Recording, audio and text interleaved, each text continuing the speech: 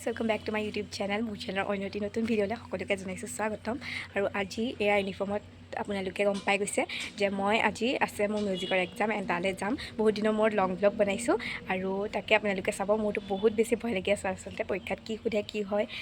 আপোনালোককো অকণমান দেখুৱাবলৈ চেষ্টা কৰিম চ' ভিডিঅ'টো শেষলৈকে চাই যাব এয়া প্ৰেক্টিছ কৰি আছিলোঁৱে তাৰে অকণমান আপোনালোককো দেখুৱাই দিছোঁ আৰু মানে ভয়ো লাগি আছে যিহেতু কি হয় পৰীক্ষাত এইবাৰ মই দিম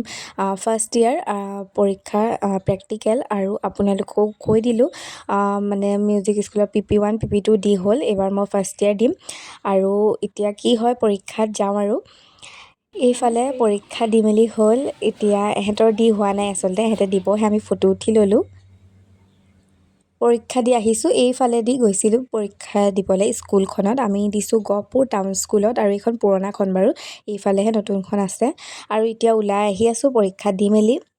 পৰীক্ষা ভালেই হ'ল বেয়া হোৱা নাই আৰু ইমান বেছি গৰম নহয় মানে এইফালে ঠাণ্ডাকৈ খাই লৈছোঁ ইমান গৰমত জাষ্ট এক্সামৰ পৰা দি আহিলোঁ এক্সাম ভালেই হ'ল অকণমান আপোনালোকক ভিডিঅ' কৰি দেখুৱালোঁ আৰু ইমানকৈ নাই দেখুওৱা